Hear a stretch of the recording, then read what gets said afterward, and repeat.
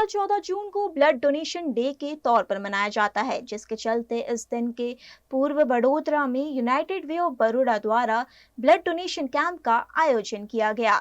वडोदरा में United way of Baroda द्वारा blood donation camp का आयोजन किया गया। हर साल 14 जून को ब्लड डोनेशन डे के तौर पर मनाया जाता है। इस दिन का उद्देश्य लोगों को ब्लड डोनेशन के प्रति जागरूक करना है, जिससे जरूरतमंदों तक खून पहुंच सके। इसी उपलक्ष्य में आज ये ब्लड डोनेशन कैंप आयोजित हुआ। Basically blood donation camp is always good. अब जब भी जरूरत होती है जरूरतमंदों को मिल जाता है, और यहाँ पे ड्राइव रखा है तो बहुत सारे लोग पार्टिसिपेट करेंगे, और स्पेशली कॉरपोरेट यहाँ पे लोगों को अवेयरनेस है, तो यहाँ पे क्या है कि आपको अच्छे से ब्लड डोनेशन मिलेगा। यहाँ पे सब लोगों ने वॉलंटियरली बहुत अच्छे से किया है। Even like everything is streamline, so it's always good. Arrangement is also okay. आज यूनाइटेड वे ऑफ बड़ौदा ने ब्लड डोनेशन कैंप ऑर्गेनाइज किया है। जैसे हम सबको पता है कि विश्व भर में ब्लड डोनेशन डे 14 जून को मनाया जाता है, और इसी को ध्यान में रखते हुए हम सबको पता है कि ब्लड मिलना बहुत ही मुश्किल होता है, और उसमें भी ज़रूरतमंद जो फैमिलीज होती है, जैसे कि कल जो एक बहुत बड़ी दुर्घटना हुई जिसके लिए हम मतलब पूरा विश्व शॉक में है। तो ऐसी जो दुर्घटना होती है उसमें सबसे ज़्यादा जो तकलीफ में आती है वो जो फाइनेंशियली नीडी फैमिलीज जो होती है उनको तकलीफ पड़ती है। तो यही मुद्दे को ध्यान में रखते हुए हमने एलेम्बिक सिटी के अंदर जहाँ पे हमारी ऑफिस है, वहाँ पे यहाँ पे जितनी भी ऑफिसेस हैं उन सबका संपर्क करके उन सबको ये ब्लड डोनेशन कैंप में जुड़ने के लिए हमने रिक्वेस्ट किया है, और सभी ने हमारा साथ दिया है। अभी तक सुबह से लेके अभी तक 46 लोगों ने ऑलरेडी ब्लड डोनेट कर दिया है, और साथ अभी पूरा दिन चलेगा ये ब्लड डोनेशन कैंप, तो और भी लोग इसमें जुड़ रहे हैं, और हमें खुशी है कि यूनाइटेड वे ने जो ये इनिशिएटिव लिया उसमें सब लोग साथ दे रहे हैं। अहमदाबाद प्लेन क्रैश में कई लोगों ने जान गंवाई, जिनमें गुजरात के कई लोगों का नाम शामिल है। गुजरात के अहमदाबाद से लंदन जा रहे एयर इंडिया के विमान हादसे में गुजरात के अरवली जिले की 3 महिलाओं की दर्दनाक मौत हो गई। ये तीनों महिलाएं लंदन जा रही थी, लेकिन ये यात्रा उनकी जिंदगी की आखिरी यात्रा साबित हुई। मरने वालों में खंबीसरा की जयश्री पटेल, मुडासा की नुसरत जहां जठेरा और बायट की कैलाश पटेल शामिल है। तीनों ही महिलाएं अपनी अपनी पारिवारिक जिम्मेदारियों के चलते लंदन जा रही थी, लेकिन नियति को कुछ और ही कबूल था। हमारी छोकरीनो डीएनए टेस्ट आप्यो छे। हमारी छोकरीनो जल्दीमां जल्दी डेड बॉडी मળી જાય તેવી આશા રાખું છું। લંડનથી એ બધા અજમા જવાના હતા એટલા માટે આવ્યા હતા। ઈદના હિસાબે રોકાઈ ગયા ને પછી એ કહે છે હું ઈદ માટે રોકાઉં છું ને પહેલાં તો કહે છે હું ટિકિટ કેન્સલ કરાવી નાખું, ફરી સવારે કીધું કેન્સલ કરાવી નાખ્યું, પાછું જવાનું વિચાર્યું। જેટલા બી લોકો માર્યા ગયા છે એમના પરિજનોને અલ્લાહ હિંમત આપે। 1:40 અમદાવાદથી લંડન જવા માટેનું પ્લેન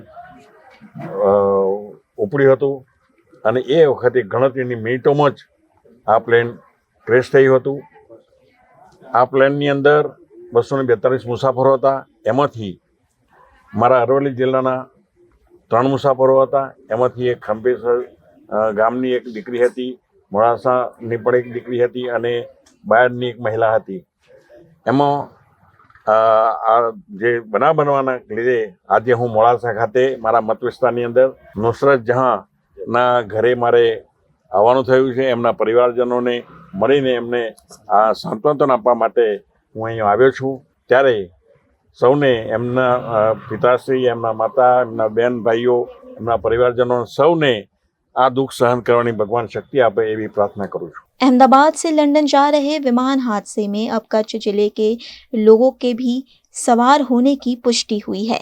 हादसे के बाद से कच्छ के एक पूरे परिवार में चिंता का माहौल छा गया है। प्राप्त जानकारी के अनुसार कच्छ जिले के भुज तालुका के कोडकी गांव निवासी पटेल परिवार के 3 सदस्य राधा धनजी हिरानी, सुरेश धनजी हिरानी और अश्विन सुरेश शामिल हैं। अहमदाबाद से लंदन जा रहे विमान हादसे में जान गंवाने वाले यात्रियों को आज वडोदरा वकील मंडल द्वारा श्रद्धांजलि अर्पित की गई। गुजरात के अहमदाबाद में हुए प्लेन क्रैश में अब तक 265 लोगों के शव बरामद किए गए हैं। इनमें से 241 मृतक विमान में सवार पैसेंजर्स और क्रू मेंबर्स थे। 5 मृतक उस मेडिकल हॉस्टल के हैं जहां प्लेन क्रैश हुआ था। विमान जिस मेडिकल कॉलेज हॉस्टल पर गिरा वहां 50 से ज्यादा लोग मौजूद थे। हालांकि अभी ये क्लियर नहीं हुआ है कि हॉस्टल में कितनी मौत हुई। वहीं गुजरात ATS ने विमान के मलबे से फ्लाइट का डिजिटल वीडियो रिकॉर्डर बरामद किया है। ATS के एक अधिकारी ने बताया कि फॉरेंसिक टीम जल्द ही यहां आएगी।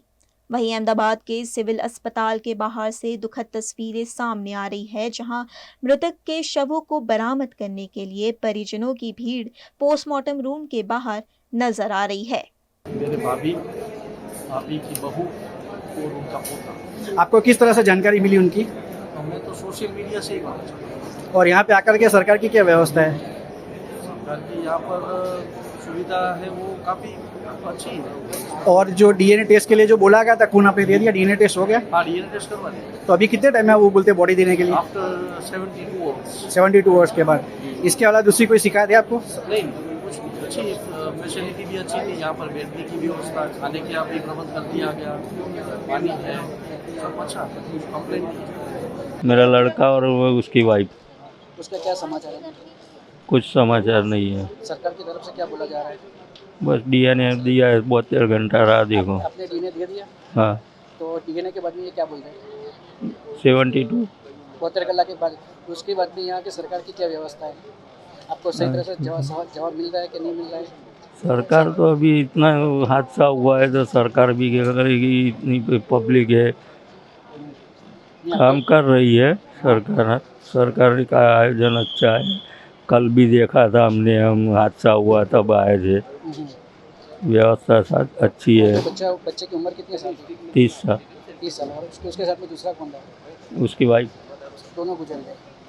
दोनों साथ में थे। अभी आपने DNA दे दिया है तो भी वो जान अभी नहीं, कुछ कोई समाचार नहीं। कोई समाचार नहीं।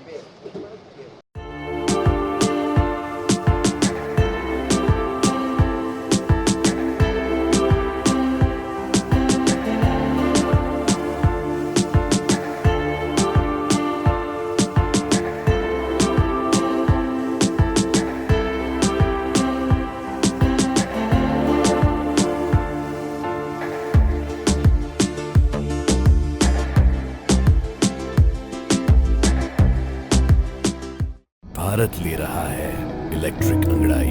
क्यों ना हम साथ चले, साथ चले, साथ बढ़े, साथ बढ़े, देश मेरे, देश मेरे। देश को ले जाए नई दिशा की ओर।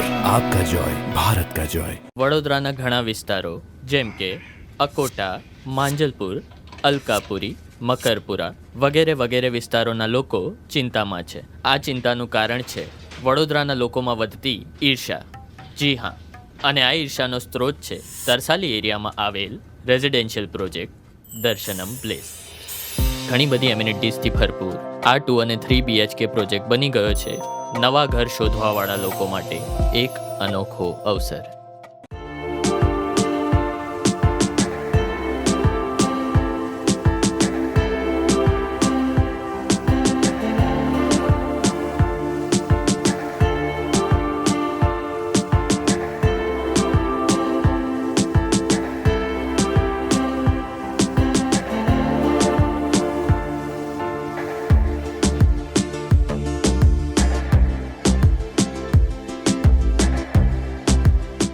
भारत ले रहा है इलेक्ट्रिक अंगड़ाई। क्यों ना हम साथ चले, साथ चले, साथ बढ़े, साथ बढ़े, देश मेरे, देश मेरे। देश को ले जाए नई दिशा की ओर। आपका जॉय, भारत का जॉय।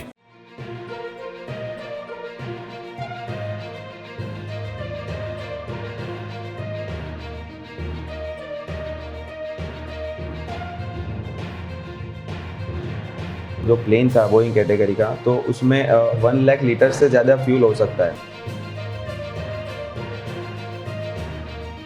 हाइड्रोलिक प्लेटफॉर्म ले गए और तुरंत ही यहाँ से 1 से 1.5 घंटे में हम वो स्पॉट पर पहुँच गए। प्लेन जैसा कुछ नज़र ही नहीं आ रहा।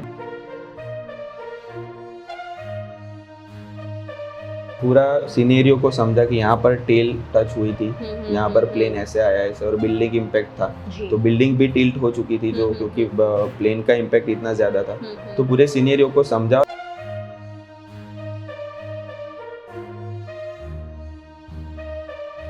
में लोग सीट बेल्ट के साथ सीट पर ही बंधे हुए थे और पूरी तरह से बर्निंग हालत में थे। जो पहला पोर्शन था तो पहले ही हमको सबसे पहली जो बॉडी रिकवरी एक छोटे से बच्चे थी।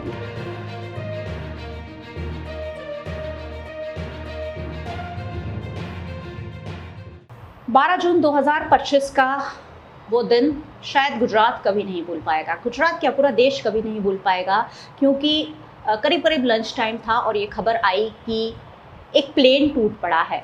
अब प्लेन टूट पड़ना अपने आप में एक बहुत बड़ी घटना है। जब पता चला कि अहमदाबाद एयरपोर्ट से एक प्लेन टेक ऑफ कर रहा था और कुछ ही मिनटों में आग के गोले में तब्दील हो गया। फिर उसके बाद जो वीडियो सामने आए वो भयानक त्रासदी को बयान कर रहे थे कि कितनी बड़ी दुर्घटना थी। फिर खबर आई कि 242 टोटल लोग उसमें सवार थे, 230 यात्री थे और बाकी क्रू मेंबर्स, पायलट ये सब थे। आग के गोले में जिस तरह से प्लेन तब्दील हुआ था उसके बाद किसी के बचने की उम्मीद ना के बराबर थी। और खबर भी बाद में वही आई कि 241 लोगों की मौत हो गई और एक व्यक्ति कहते हैं कि जाको रखे साइया मार सके ना कोई, वैसे बच गया।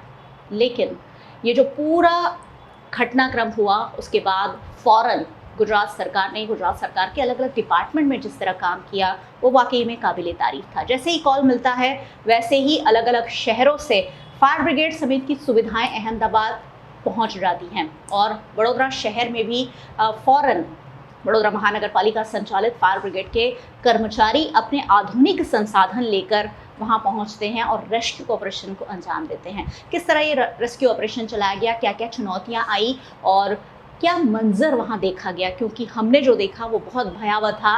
क्योंकि हमने तो कैमरे से और मोबाइल की तस्वीरों में देखा, लेकिन स्पॉट पर जो स्थिति थी वो कितनी गंभीर थी। मेरे साथ वडोदरा के ही फायर ऑफिसर जयदीप गढ़वी हैं, उनसे जानेंगे क्योंकि वो भी अपनी टीम लेकर वहाँ गए थे और रेस्क्यू ऑपरेशन को उन्होंने घंटों तक अंजाम दिया। सर, एक बहुत बड़ी घटना, सबसे पहले कब कॉल मिला आप लोगों को और फिर कैसे डिसीजन लिया गया कि हमें वहाँ पहुँचना है? हमारे जो CFO सर थे अहमदाबाद के, उन्होंने मेजर कॉल तुरंत जाहिर कर दिया था। तो उन्होंने हेल्प ली, जैसे हमारा Gujarat state disaster management authority है और वहीं से उन्होंने बोला कि हमको दूसरी जो नियर बाय हमारी कॉरपोरेशंस की फायर टीम है उनकी भी हेल्प लगेगी जी। तो वो देखकर हमको तुरंत कॉल दे दिया गया कि वडोदरा की आप एटलीस्ट जो बाउजर कैटेगरी के व्हीकल्स है, क्योंकि फायर बहुत बड़ी थी, तो बाउजर कैटेगरी के व्हीकल्स लेकर यहाँ से तुरंत टर्न आउट ले लो। तो हम तुरंत ही रेडी थे, हमारी टीम्स। तो हम अपने 3 से 4 ऑफिसर्स और टोटल 12 टीम, जिसमें हाइड्रोलिक प्लेटफॉर्म भी इंक्लूड था, फायर रोबोट भी इंक्लूड था। क्योंकि जो बोइंग कैटेगरी के व्हीकल्स होते हैं, जो बोइंग कैटेगरी के व्हीकल्स जो प्लेन था बोइंग कैटेगरी का, तो उसमें 1 लाख लीटर से ज़्यादा फ्यूल हो सकता है जी। तो वो फ्यूल इतना ज़्यादा है तो हमको पानी यहाँ से ज़्यादा ले जाना पड़ेगा। और जो प्लेन था उसकी हाइट भी 20 से 25 मीटर तक हो सकती है, क्योंकि इतना बड़ा पैसेंजर व्हीकल था। तो यहाँ से हाइड्रोलिक प्लेटफॉर्म ले गए और तुरंत ही यहाँ से 1 से 1.5 घंटे में हम वो स्पॉट पर पहुँच गए थे जी। और वहाँ जाकर जो पूरा हमने एक ऑपरेशन प्लान किया, हमारे CFO सर थे, हमारे डेप्यूटी CFO सर थे और हमने पूरी ऑफिसर्स की क्रू टीम ने जो प्लान किया, तो जैसे हम मॉक एक्सरसाइज में देखते हैं वैसा एक्चुअल सीनेरियो बिल्कुल भी नहीं होता है। तो वहाँ से 1 से 1.5 किलोमीटर दूर ही इतनी ज़्यादा पब्लिक, इतनी मीडिया पर्सन्स, और समझ सकते हो कि प्लेन में 250 से ज़्यादा लोग मरे, तो उतनी ज़्यादा एम्बुलेंस वहाँ पर थी, 50 से 60 फायर व्हीकल्स वहाँ पर स्पॉटेड थे। और वो जो जहाँ पर प्लेन गिरा था वो इतनी कन्फाइंड स्पेस थी कि यहाँ पर वो स्पॉट पर इतनी ज़्यादा मूवमेंट होना पॉसिबल नहीं था। तो वहाँ पर पूरा ट्रैफिक जैम था। तो तुरंत ही हमारे डेप्यूटी CFO सर ने बोला कि पहले हमारा एक क्रू है उसको यहाँ पर डिप्लॉय करो। तो जो पहले ऑपरेशन का पार्ट था, जो हमारी पहली एक टीम थी, उसको हमने डिप्लॉय किया कि एम्बुलेंस का पाथवे और इमरजेंसी पाथवे को क्लियर करें। तो वहाँ जाकर सबसे पहले, क्योंकि एम्बुलेंस वहाँ से लोगों को लेकर निकल रही थी, वो बीच बीच में स्टक हो रही थी ड्यूरिंग इतने सारे व्हीकल्स कि बड़ौदा से भी हम 12 व्हीकल लेकर पहुँचे, गांधीनगर की टीम्स थी, साणंद की टीम्स थी, बहुत सारी ONGC, बहुत सारे वहाँ पर व्हीकल्स वगैरह तो स्टक हो रही थी। तो उसको पहले हमारी एक टीम वहाँ पर डिप्लॉय कर दी कि उसको क्लियर करें। उसके बाद वहाँ जाकर हमने देखा कि प्लेन जैसा कुछ नज़र ही नहीं आ रहा था। पूरा मलबा पड़ा है क्योंकि इतना बड़ा ब्लास्ट हुआ था कि वो प्लेन को आइडेंटिफाई करना ही मुश्किल था कि वहाँ पर कौन सा पार्ट किधर है। ठीक है, तो पहले पूरा सर्वे करना था और टाइम भी बहुत कम था क्योंकि देख रहे थे हम कि 1-1, 2-2 मिनट में कहाँ से लोग निकल रहे हैं। तो पूरा हमने अफसर्स की टीम ने पूरा प्लेन को सर्वे किया, लेकिन वो इतना टफ था क्योंकि कोई पार्ट भी समझ में नहीं आ रहा था। तो वहाँ पर जो फर्स्ट टर्नआउट के लोग थे उनसे हमारी बातचीत हुई और उन्होंने बताया कि यहाँ से पायलट्स की बॉडी रिकवर हुई है। अच्छा। तो उससे हमको पता चला कि यहाँ पर कॉकपिट होगा। फिर हमने प्लेन के मैप से आइडिया लगाया कि यहाँ पर बिजनेस क्लास हो सकता है, यहाँ पर इकोनॉमी क्लास हो सकता है, तो यहाँ पर सबसे ज़्यादा लोग होंगे। ठीक है, पूरा सिनेरियो को समझा कि यहाँ पर टेल टच हुई थी, यहाँ पर प्लेन ऐसे आया ऐसे, और बिल्डिंग इम्पैक्ट था तो बिल्डिंग भी टिल्ट हो चुकी थी जो क्योंकि प्लेन का इम्पैक्ट इतना ज़्यादा था।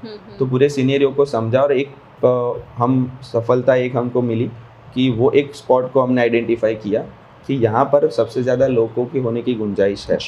तो वो था इकोनॉमी क्लास और बिजनेस क्लास के बीच का एक कंपार्टमेंट।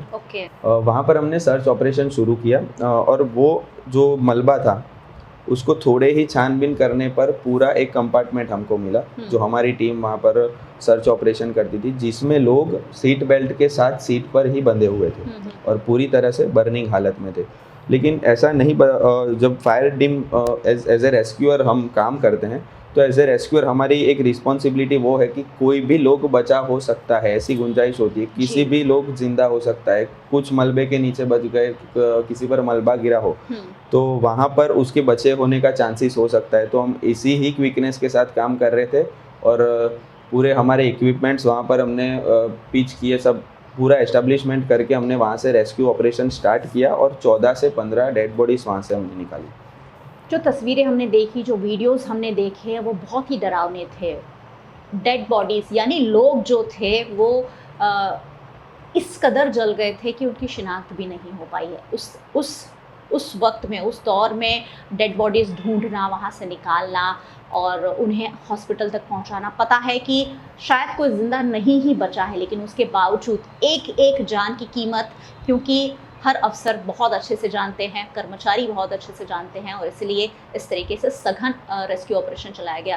सर, आप वहाँ पहुँचे, हॉस्टल बिल्डिंग थी जहाँ खाना खा रहे थे मेडिकल स्टूडेंट्स, क्या मंजर था वहाँ पर?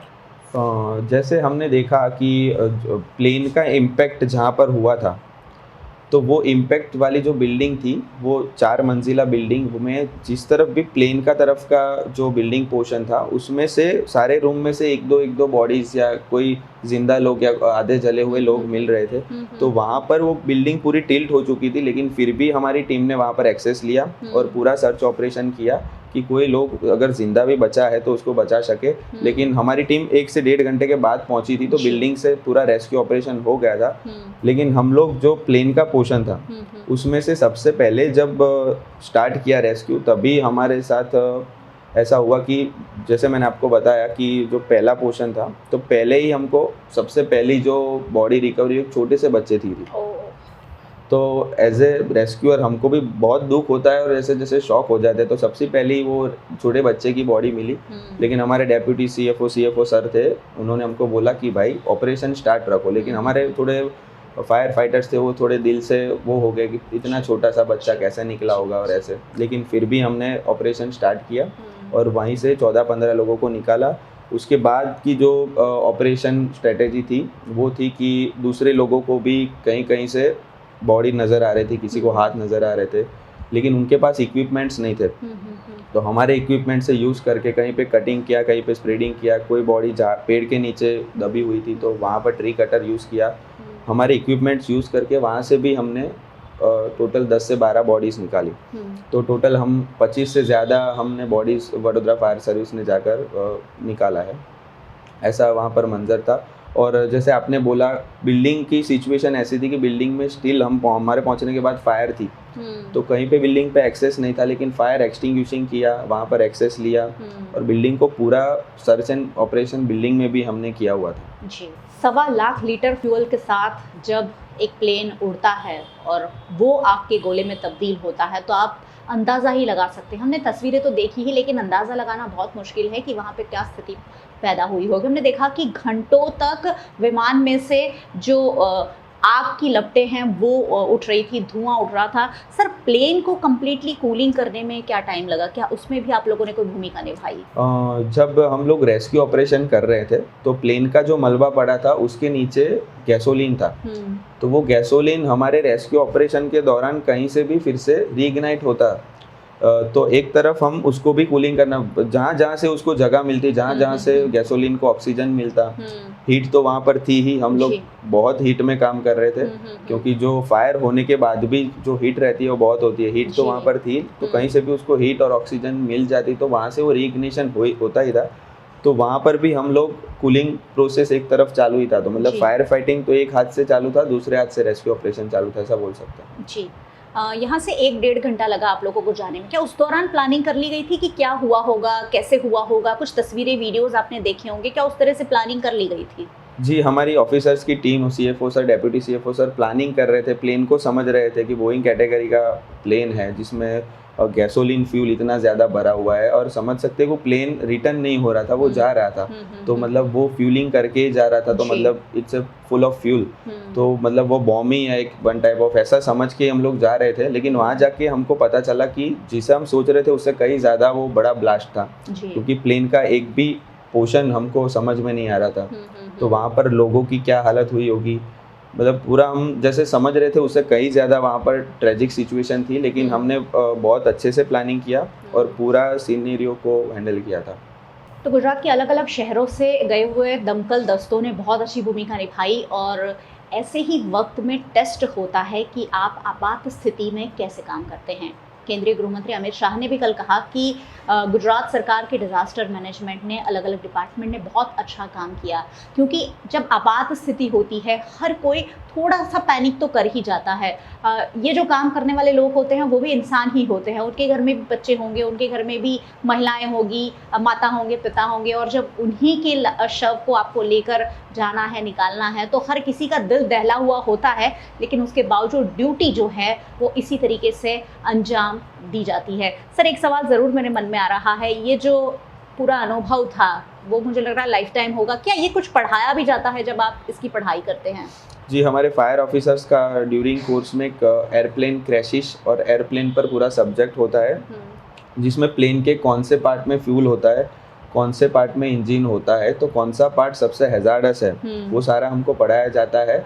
और प्लेन की कैटेगरी, एयरपोर्ट कैटेगरी, आप जिस शहर में काम कर रहे हो वो कौन सी कैटेगरी का एयरपोर्ट है, उधर कौन कौन से प्लेन्स की यातायात होती है, वो सब हमको आना चाहिए अकॉर्डिंग टू फायर ऑफिसर। तो हमारा एक सब्जेक्ट तो रहता ही है जिसके मतलब हम लोग बता सकते हैं कि प्लेन के कौन से पार्ट में कौन सा फायर होता है। मतलब छोटी मोटी प्लेन की फायर हुई तो हम वहाँ से कैसे जिंदा लोगों को निकाले, वो पूरा मॉक एक्सरसाइज सब कुछ, और पूरा हमारा फायर डिपार्टमेंट और एयरपोर्ट अथॉरिटी के साथ म्यूचुअल एड मीटिंग्स भी होती है, जिसमें पूरा हम प्लेन को देखते हैं, रनवे पर जाते हैं, कौन कौन से हिस्से में फ्यूलिंग है, अगर फायर हो गया इन केस तो कैसे रेस्क्यू ऑपरेशन करना। लेकिन ये क्रैश का सिचुएशन था वो पूरा ही अलग था, क्योंकि विमान उड़ने के बाद एक जगह पर गिरा है, तो इट मीन्स वो पूरा ही ब्लास्ट होगा। इसमें कोई पोर्शन या पार्ट का समझना बेहद मुश्किल हो सकता है। तो वो हमारा सब्जेक्ट था, और वो सब्जेक्ट पे हमने जो प्लेन का प्लान था उसी को सर्वे किया, और उसको ही समझकर हमने आइडेंटिफाई किया पोर्शन को, और उनको सफलता भी मिली हमको, और वो जो पूरा कंपार्टमेंट को छानबीन करने के बाद वहाँ से लोगों को भी निकाले। जी सर, आपकी एज भी काफ़ी कम है, ये लाइफ टाइम एक्सपीरियंस में गिना जाएगा? 100% ये देखने के बाद ऐसा जो सीन है, वो स्मेल वहाँ की, और वो जो सीनेरियो देखा, नींद भी नहीं आ रही थी। जो छोटे बच्चों को हाथ में लेकर हम लोग कफन में लेकर जा रहे थे, एम्बुलेंस में रख रहे थे, तो वो कह सकते कि पूरी ज़िंदगी याद रहेगा। कितने ज़्यादा लोग, जैसे हम चल रहे हैं, हमको पता नहीं चल रहा था कि ये लकड़ी का हिस्सा है या किसी का हाथ है। इतनी गंदी हालत में जो वहाँ पर बर्निंग बॉडीज़ थी, हमको अंदाज़ा भी नहीं लगा सकते कि यहाँ पर हम खड़े, हमारे नीचे 5 से 6 लोग दबे हुए हैं। लेकिन कुछ भी दिखता है अगर, तो तुरंत वहाँ पर काम करके तुरंत, मतलब समझो कि 7 से 8 घंटे हमने पूरी शिद्दत से वहाँ पर एकदम एक्टिवली ऑपरेशन किया, रेस्क्यू ऑपरेशन, और 25 से ज़्यादा लोगों को बॉडीज हमने बाहर निकाली। और जो डेड बॉडीज़ थी वो कौन सी स्थिति में थी? सब जले हुए थे कि लोग हाथ पैर सलामत थे सबके? क्योंकि हमने जो तस्वीरें देखी वो बहुत विचलित करने वाली थी। बर्निंग बॉडीज जो होती है मैम, उसमें जैसे बॉडी श्रिंक कर जाती है, और हमने जो बॉडीज निकाली है वो सीट बेल्ट के साथ बंधी हुई थी। मतलब ऐसा बोल सकते कि जब ब्लास्ट हुआ तो ब्लास्ट होने के टाइम पर किसी को अपना बेल्ट खोलने तक का समय भी नहीं मिला होगा, और ऐसी हालत में जो बॉडी थी, और बॉडी श्रिंक कर गई थी। किसी के गले में चेन है, किसी की हाथ में रिंग है, तो उससे हम आइडेंटिफाई कर रहे थे कि लेडीज़ की बॉडी है, जेंट्स की बॉडी है। और उसको हमारा पूरा कम्युनिकेशन पुलिस के साथ था, क्योंकि जो चीज़ें हमको मिल रही है वो उसी बॉडी के साथ हमको भेजनी थी, क्योंकि उससे उसके परिवारजन अंदाज़ लगा सकते हैं कि ये हमारे भाई है, हमारे बहन है, तो वो भी हमारी एक जिम्मेदारी थी। तो each and every things, mobile phone मिल रहे थे, रिंग्स मिल रही थी, तो ईच एंड एवरी थिंग्स हमारे के लिए बहुत वैल्यूएबल थी, और उसके साथ ही हम लोग भेज रहे थे पूरा पुलिस के साथ कम्युनिकेट करके। ये एक सूचना दी जाती है जैसे ही आप फ्लाइट में बैठते हैं कि आपकी सीट बेल्ट्स को बांध लिया जाए, और वही सीट बेल्ट कहीं ना कहीं वैसे वहाँ कोई मौका ही नहीं था कि सीट बेल्ट खोल के भी लोग कहीं कूद जाते या ऐसा कोई भी होता और अपनी जान बचा पाते, लेकिन सीट बेल्ट के साथ आप सोचिए बड़े बड़े 5-6 फुट के लोग, हमने जो तस्वीरें देखी उसमें 2-3 फीट के हो गए थे। बहुत ही डरावना ये मंज़र, और उस बीच में वडोदरा फायर ब्रिगेड ने ये जो काम किया है बहुत ही ज़्यादा सराहनीय है। और इस तरीके की घटनाएं बार बार नहीं होती है, होनी भी नहीं चाहिए। जो भी टेक्निकल गड़बड़ी रही होगी उसे आइडेंटिफाई किया जाना चाहिए, और इस तरीके की घटनाएं फिर कभी भी ना हो, ऐसा ध्यान रखना चाहिए। सर, एक सवाल और मेरे मन में आ रहा है, क्या वजह हो सकती है प्लेन क्रैश की? बर्ड हिटिंग बताया जा रहा है कि ट्री के साथ टकराया, कुछ अंदाज़ा आप लोग लगा सकते हैं उसमें?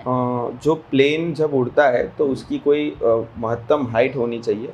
वो शायद फ्यूलिंग ज़्यादा होने की वजह से वो हाइट गेन नहीं कर पाया। लो अभी पूरा टेक्निकल सब्जेक्ट है वो प्लेन का, और वो तपास अभी चल रही कि कौन सा रीज़न था, लेकिन हमको ऐसा पता चला है कि वो फ्यूलिंग ज़्यादा थी, उसकी वजह से वो ज़्यादा हाइट गेन नहीं कर पाया और टच हो गया शायद से, और टच होने के बाद पता नहीं वो सीधा गिर गया। लेकिन देखने जाए वो जो एरिया में प्लेन गिरा है वो एरिया के नियर बाय जस्ट 500 मीटर दूर 1200 बेड की हॉस्पिटल, जो एशिया की सबसे बड़ी हॉस्पिटल है, तो वहाँ पर वो गिरा होता तो हम एक बार सोच रहे थे कि ये यहाँ पर गिरा तो मतलब समझो कि प्लेन की कैजुअलिटीज़ ठीक है, लेकिन वो जो 15 से 20 बॉडीज हमको बिल्डिंग से भी मिली है, तो बिल्डिंग के लोग जो उनका कोई दोष नहीं है, कुछ भी नहीं है, वहाँ पर प्लेन गिरने से वो वहीं के वहीं कैंटीन में कुछ लोग मर गए, कुछ लोग अपने रूम पे मर गए।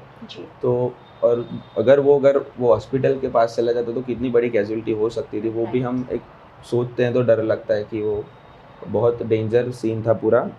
तो मतलब वो जहाँ पर भी गिरा वहाँ के लोगों को भी इम्पैक्ट हुआ है, रोड पे जो लोग चल रहे थे वहाँ के भी लोगों को इम्पैक्ट हुआ है। तो मतलब जैसे वो गिरा तो जितना बड़ा ब्लास्ट हुआ और उसका स्पिलेज जो निकला है वो स्पिलेज पूरा रोड पर आ गया था, तो पूरे रोड पे भी फायर था। जी। तो बहुत डेंजर मंजर था वो। सर, एक आखिरी सवाल, ओवरऑल एक्सपीरियंस कैसा रहा? ओवरऑल एक्सपीरियंस जैसे हमको कॉल मिला तो we are ready to fight, मतलब ऐसा बोल सकते हैं कि पूरी जान के साथ हमारी पूरी स्ट्रेंथ जो बोल सकते हैं हम वो हमारे व्हीकल्स है। तो हमारे सबसे पावरफुल व्हीकल्स जो बड़ौदा के थे तो वो लेकर यहाँ से गए थे, क्योंकि हमको पता था कि ये प्लेन क्रैश है और लिक्विड फायर वो ऐसे भी फायर फाइटर्स के लिए बहुत ही चैलेंजिंग रहता है। तो लिक्विड फायर है तो हमारे सारे फॉर्म व्हीकल्स हमने लिए थे, फायर रोबोट भी ले लिया। अगर हमको एक्सेस नहीं मिल रहा है तो हम रोबोट से फायर फाइटिंग करेंगे, रोबोट से रेस्क्यू भी करेंगे। तो वो व्हीकल्स यहाँ से लेकर गए थे और प्लेन की हाइट का अंदाज़ा लगाकर हम हाइड्रोलिक प्लेटफॉर्म्स ले गए थे, और ऐसा मैसेजेस था कि वो बिल्डिंग से इम्पैक्ट हुआ है, तो बिल्डिंग से रेस्क्यू करने के लिए तो हम पूरी पहले से एक दिमाग से व्यू रचना बनाकर यहाँ से व्हीकल और मैन पावर लेकर तो गए थे। तो ओवरऑल एक्सपीरियंस यहाँ से इतना दिमाग में बना कर गए थे, और सायरन के साथ पूरा रास्ता 2 घंटे का है, लेकिन हमने पूरा 1-1.5 घंटे में स्पॉट तक पहुँच गए थे। तो एक्सपीरियंस तो बड़ा दुखदायक रहा वहाँ जाकर देखकर कि इतने सारे लोग एक साथ ऐसी सिचुएशन में, तो और छोटे छोटे बच्चे निकल रहे हैं, तो बहुत मतलब दिल पर भारी हाथ रखकर रेस्क्यू ऑपरेशन किया। डर आप लोगों को भी लगता होगा? डर तो नहीं लगता, नहीं डर तो नहीं लगता, लेकिन दुख होता है बड़ा कि ये हमारा काम है जो रेस्क्यू करना। हम लोग ऐसी एक्सपेक्टेशन के साथ काम करते हैं कि एक बंदे को या एक जान को हम बचा लें, लेकिन कल ये दुख भरी दास्तान थी कि एक भी जिंदा वहाँ से नहीं निकल रहा था, एक भी जिंदा को हम नहीं निकाल पाए। हमारा पूरा रहता है, क्योंकि मैंने भी वो जो ऑपरेशन में हैंडल कर रहा था मैं पूरा डेप्थ में जाता था, कि अगर डेप्थ में कोई लोग बच गया हो, कुछ उसके ऊपर आ गया हो, कोई ब्लैंकेटिंग हो गया हो और वो जलने से बच गया हो, तो मैं पूरा डेप्थ के साथ वहाँ पर पूरा ड्रिलिंग करवा कर या पूरा स्प्रेडिंग करवा कर डेप्थ तक गया, लेकिन कोई भी ब्लास्ट इतना प्रचंड था कि कोई भी सिंगल बंदा वहाँ पर बचा नहीं। तो एक एक्सपीरियंस तो बहुत दुखदायी, वहाँ पर पहुँचकर बहुत ऐसा सदमा जैसा हुआ कि ये हम जैसा सोच के निकले थे उससे कहीं ज़्यादा वहाँ पर ट्रेजिक सीन था। जो हादसा हुआ है उसके बाद तो गुजरात वैसे ही नहीं सो पाया, और जिन्होंने ये आँखों से ये देखा और वहाँ से लोगों को बचाने की कोशिश की, भले ही कोई ज़िंदा नहीं मिला, लेकिन पूरी कोशिश हुई कि मलबे के तह तक जाकर कोई भी अगर मिल जाए, कोई ज़िंदा रह जाए, शायद कोई जान हो, शायद कोई बच्चा वहाँ हो, शायद कोई लेडी हो, उस तरीके से ये पूरा ऑपरेशन चलाया गया। और मैं जब बात भी कर रही हूँ तो मेरे गूज़बम्स आ रहे हैं, क्योंकि पूरी घटना ही ऐसी थी। और बड़ोदरा फायर ब्रिगेड ने अपने संसाधनों को, हमने बहुत बार एरावत से लेकर सारी कहानियाँ कवर की हैं कि किस तरह के हाइड्रोलिक प्लेटफॉर्म्स और सारे एडवांस संसाधन बड़ोदरा फायर ब्रिगेड के पास अब है, जिसका इस्तेमाल हम ऐसा ही चाहते हैं कि ज़रूरत ना पड़े, लेकिन जब ये दुर्घटनाएं होती हैं उसी के लिए ये जो संसाधन हैं बसाए गए हैं। और अहमदाबाद तक पहुंचकर फटाफट रेस्क्यू ऑपरेशन चलाना अपने आप में काबिल तारीफ़ है। मैं सब बड़ोदरा महानगर पालिका के दमकल विभाग का शुक्रिया अदा करती हूँ पूरे गुजरात की ओर से कि जिस तरह से ये पूरा रेस्क्यू ऑपरेशन चलाया गया और जान की बाजी लगाकर, क्योंकि वहाँ आपको पता नहीं है कि कब ब्लास्ट हो जाए, कहीं कुछ दबा रह जाए और फिर ब्लास्ट हो जाए और आपकी जान खतरे में आ जाए। इसलिए मैंने ये भी पूछा कि डर नहीं लगता, लेकिन जब शायद प्रोफेशन ही ऐसा है कि वहाँ डर को कोई जगह नहीं है और डर को साइड में रखकर इस तरीके की बड़ी त्रासदी, शायद सालों में ऐसी दुर्घटनाएँ नहीं होती है, होनी ही नहीं चाहिए। अब हम इतने एडवांस हो चुके हैं, लेकिन फिर भी कोई टेक्निकल एरर रहा हो, ह्यूमन एरर रहा हो, कुछ भी रहा हो, दुर्घटना घटी और बहुत सारे लोगों ने जान गंवाई। लेकिन बड़ोदरा फायर ब्रिगेड का जो रोल था वो काफ़ी सराहनीय रहा। और बहुत बहुत शुक्रिया सर, आप हैं तो हम लोग सेफ हैं। Thank you so much.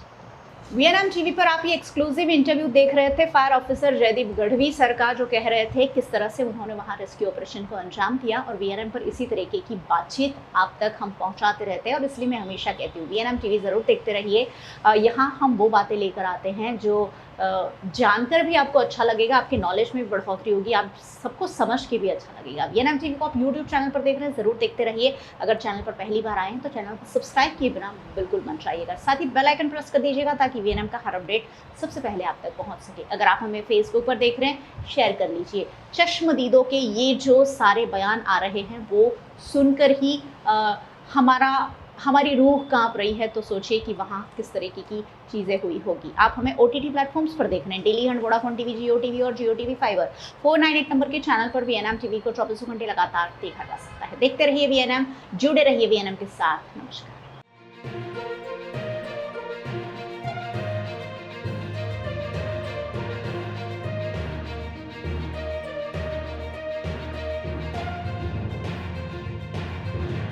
जो प्लेन था बोइंग कैटेगरी का, तो उसमें 1 लाख लीटर से ज़्यादा फ्यूल हो सकता है। हाइड्रोलिक प्लेटफॉर्म ले गए और तुरंत ही यहाँ से 1 से 1.5 घंटे में हम वो स्पॉट पर पहुँच गए। प्लेन जैसा कुछ नज़र ही नहीं आ रहा। पूरा सिनेरियो को समझा कि यहाँ पर टेल टच हुई थी, यहाँ पर प्लेन ऐसे आया ऐसे, और बिल्डिंग इम्पैक्ट था, तो बिल्डिंग भी टिल्ट हो चुकी थी जो क्योंकि प्लेन का इम्पैक्ट इतना ज़्यादा था। तो पूरे सिनेरियो को समझा।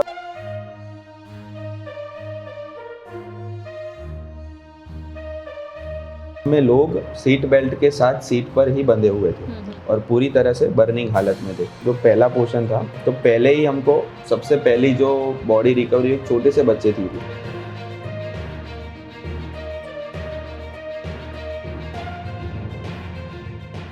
गुजरात के अहमदाबाद में प्लेन क्रैश दुर्घटना में भावनगर के युवा मेडिकल स्टूडेंट की भी दुखद मौत हुई है।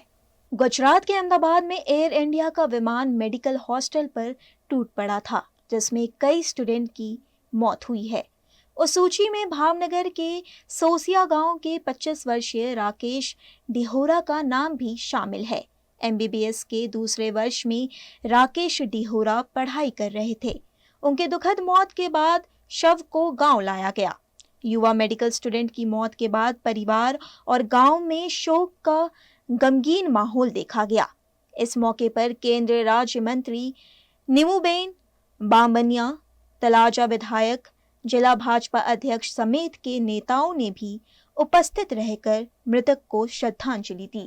गई काले अमदावादમાં વિમાન દુર્ઘટનામાં જીવ ગુમાવ્યા છે એમને પ્રભુ પાસે પ્રાર્થના કરું છું, એમને શ્રદ્ધાંજલિ આપું છું। અનેક ઈજાગ્રસ્તો થયા છે, જલ્દી સાજા થઈ જાય એવી પ્રભુ પાસે પ્રાર્થના કરું છું।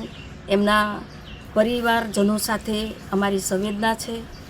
આજે સોશિયા ગામનો દીકરો જે બીજે મેડિકલ હોસ્પિટલમાં અભ્યાસ કરતો હતો એનું આ દુર્ઘટનામાં નિધન થયું છે, ત્યારે અમારા ધારાસભ્ય, અમારા પ્રમુખશ્રી, અમે શમશાન યાત્રામાં આવ્યા છીએ। એમના પરિવારજનોને સાંત્વનતા આપી છે અને પૂર્વ સીએમ અમારા વિજયભાઈ રૂપાણી સાહેબનું પણ આ દુર્ઘટનામાં નિધન થયું છે। ખૂબ જ દુઃખદ ઘટના છે।